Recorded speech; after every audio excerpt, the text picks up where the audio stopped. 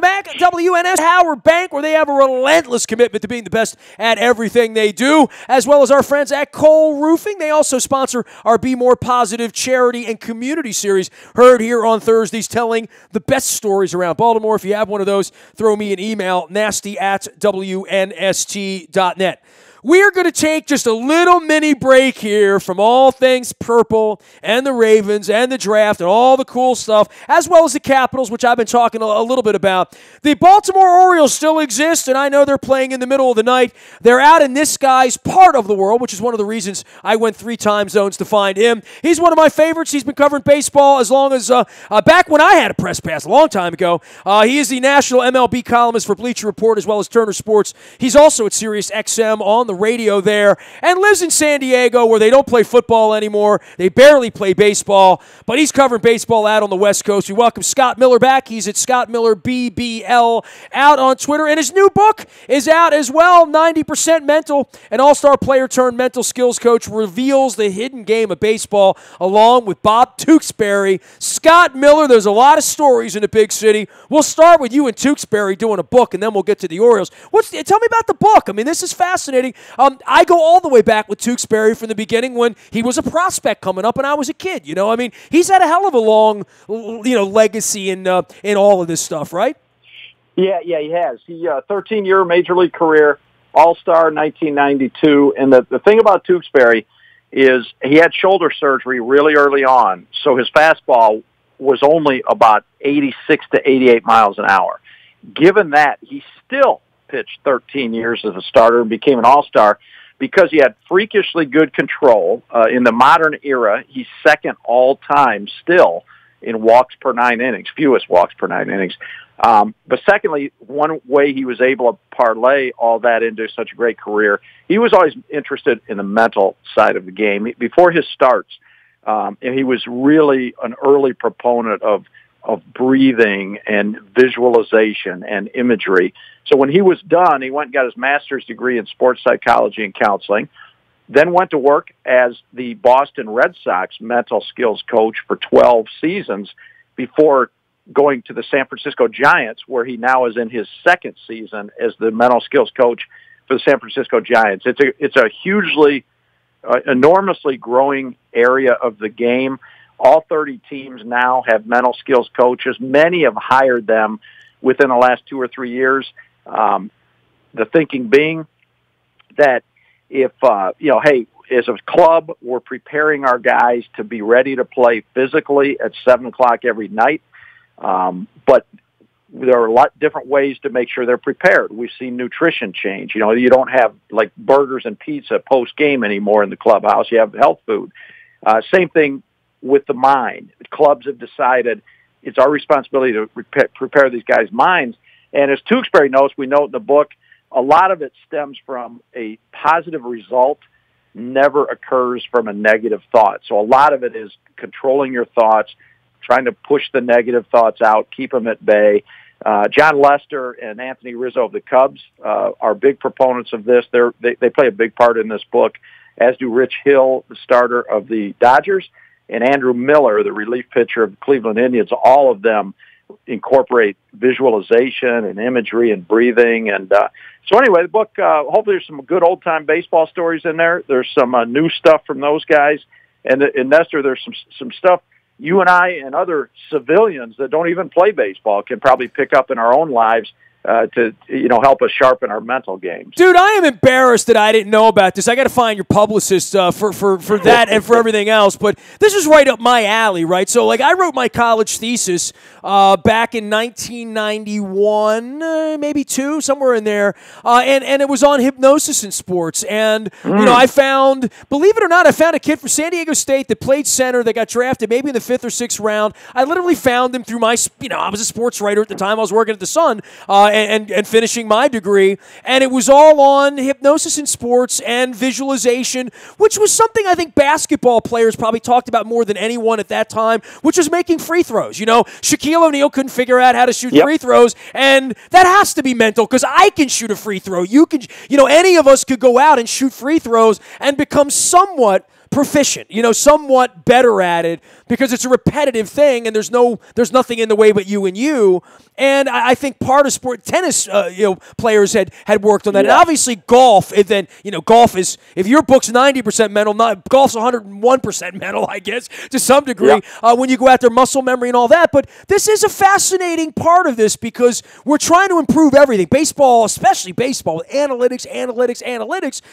This is part of, I always thought that the makeup of players was so much more important than their actual skill set. And I still believe always give me a smart guy. Always give me the smart guy and I'll win. Always give me the guy because that leads to leadership and all of that stuff. But it's fascinating that more sports haven't caught on and that we don't hear this talked about as a science as much, right, Scott? No, yeah, that's exactly right, and that's one reason I was interested in writing the book. Tewksbury emailed me 2 winters ago, said, "Hey, would you be interested?"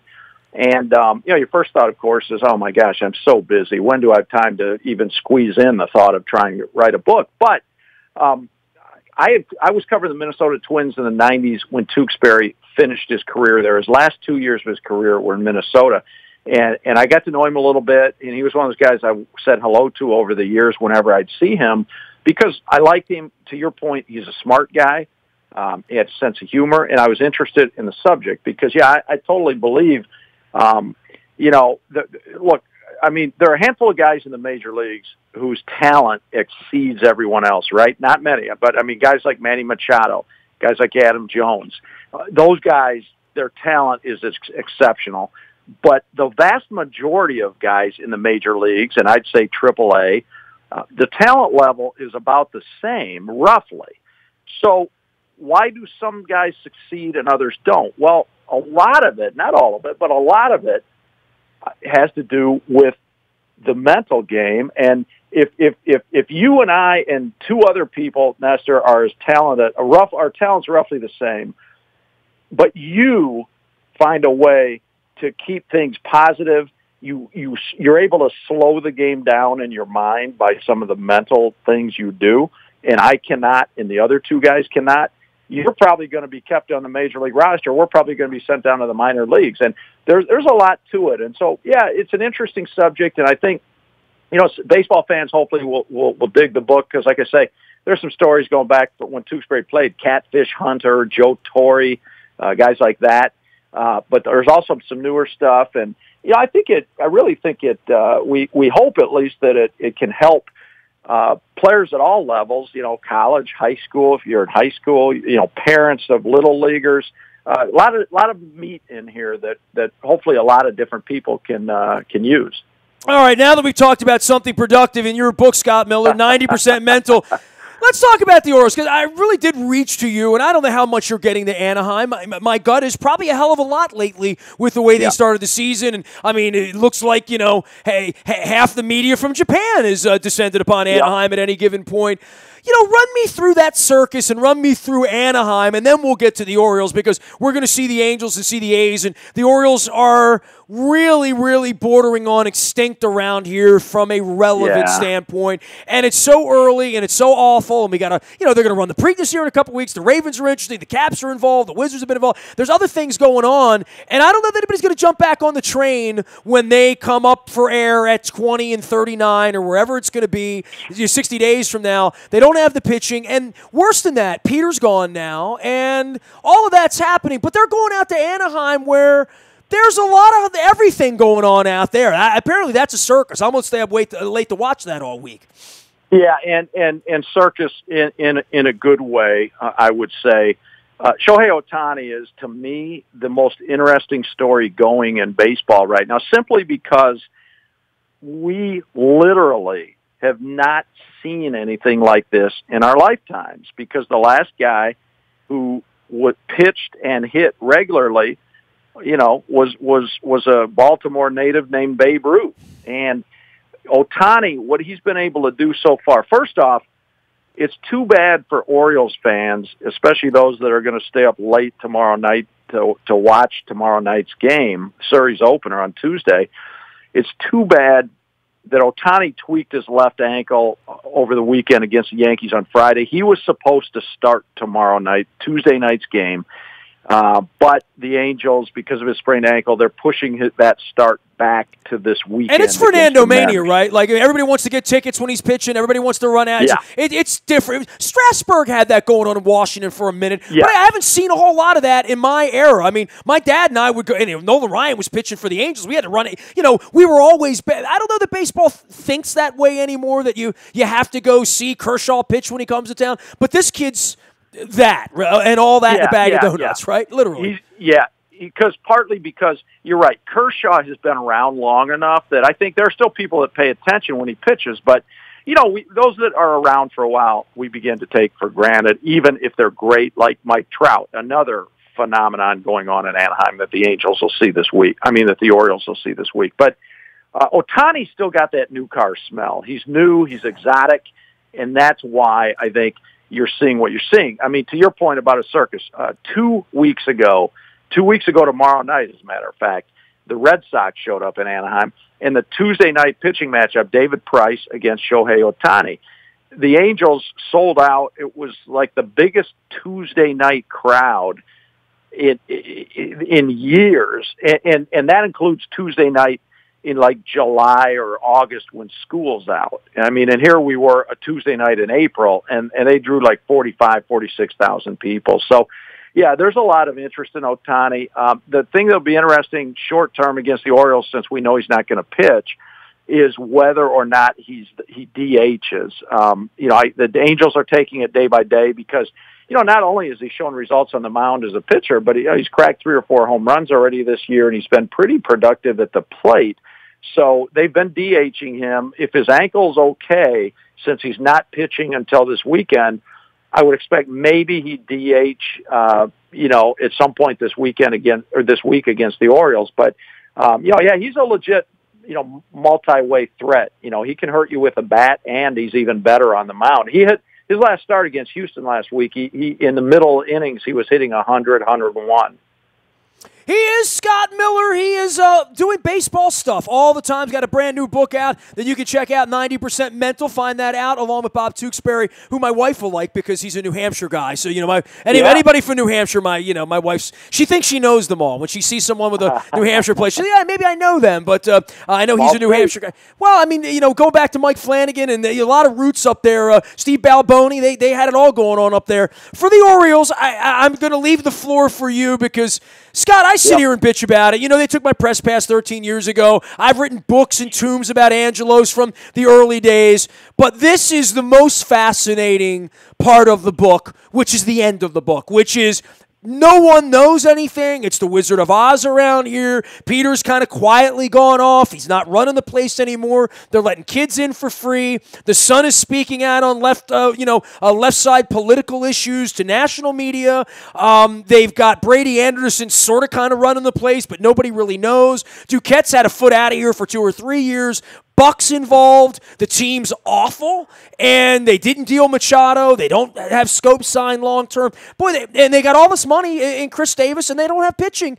Yet they went out and made everyone excited with the Cobb signing and getting Cashner, which made them look like they could win 85 or 90 games, and it could be interesting around here. It's not going to be interesting around here other than whatever drama comes out of this and whatever deals do or don't come out of this, but this is a very, very strange thing going on here. And the crowd, Scott, have been Expos-ish. And that's the most disheartening thing here, is the opposite of love isn't hate. It really is indifference. People have other things to do here this summer than watch bad baseball. Yeah, in fact, I watched, who was just in over the weekend, the Tigers or the Twins? I was watching Tigers, baseball. Tigers, yes. Tigers, yes. I saw some of the Tigers series, and yeah, I mean, it just looked like a flood of empty seats, every camera angle you saw. A couple thoughts on the Orioles. Obviously, they're going to have to rebuild. I think the one, if there's any positive about an 8-20 start, it is there's not really any temptation, I wouldn't think, at the trade deadline to keep Manny Machado or some of the other guys. I mean, if they were still in the race, then you'd be tempted. You'd try to keep everybody, and then whatever happens, and then they'd have a big issue this winter when they lose Machado for nothing as a free agent. It's too bad they didn't sign him long-term a while ago, because obviously he's a generational talent, and he's one of those guys. I think it would have been so cool to see him as an Oriole for his entire career. That said, they let it get this deep, so it's hard. I'll be absolutely shocked if all of a sudden they'd re-sign Machado. So I think the 8-20 start leads you to say, and this is maybe back to your point about nobody's going to be interested in the Orioles this year. I think maybe the biggest thing with the Orioles is going to be near as we get to midsummer and the July trade deadline.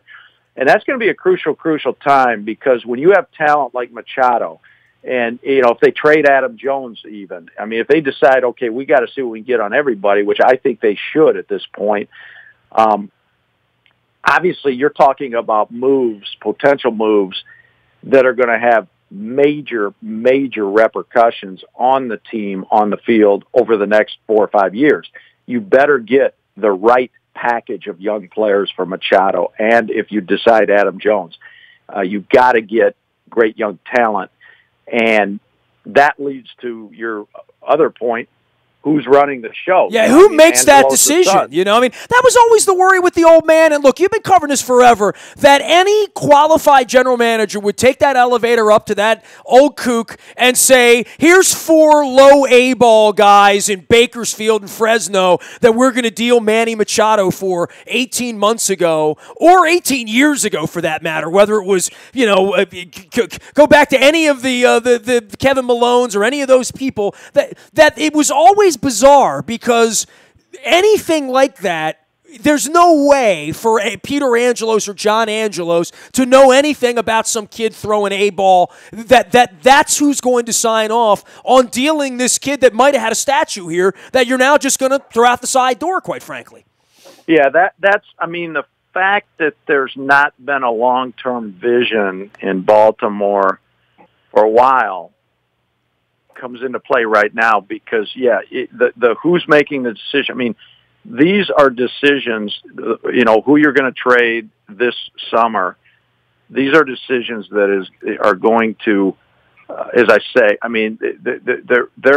these are moves that are going to play a colossal role in what the Orioles look like over the next 5 years.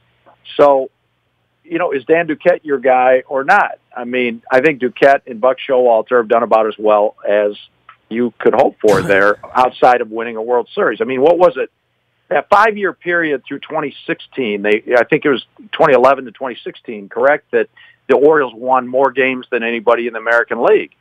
And they earned that. They bragged on that. And after 20 years of complete ineptitude, it really was McPhail. Like, when you go back to this whole era, the Adam Jones deal, the Chris Davis, and obviously bringing in Tillman, that literally changed everything, to have a deft general manager that can fleece another team of young talent, that when you deal away your George Sherrill or your Eric Bedard, that you actually don't get a bag of baseballs back. And that is the toughest part of the whole science, right? As evaluating 19 and 20 and 21-year-old players and figuring out which one isn't Manny Alexander or Juan Bell or any of those other names, right? That we got fleeced as an organization years later, of Finley and Harnish and Schilling in one deal. Yep. You remember that stuff 30 years later, because it wins championship. It really is a differentiator. And in this case for Machado, I don't think anybody has any confidence that, whatever they're going to get back at this point is going to be franchise altering for 8 weeks of rental of Manny Machado later in the summer.